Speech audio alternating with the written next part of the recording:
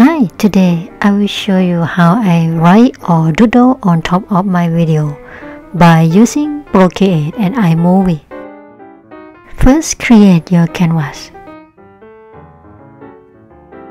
And with this size, I would like to use the mobile size.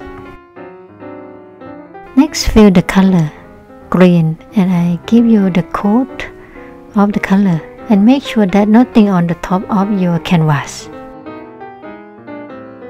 And then create a new layer. Before you start to write, open Screen Recorder and start to record, and then start to write the word.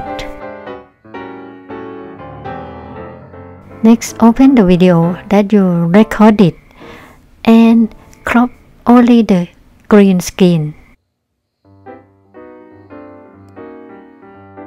Next, open iMovie and then drag the green screen video on the top of your video.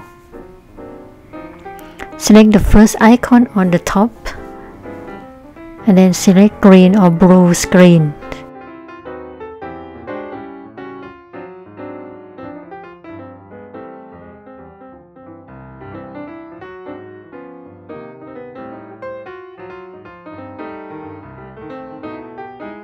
Next, select the eraser icon, then click at the green screen.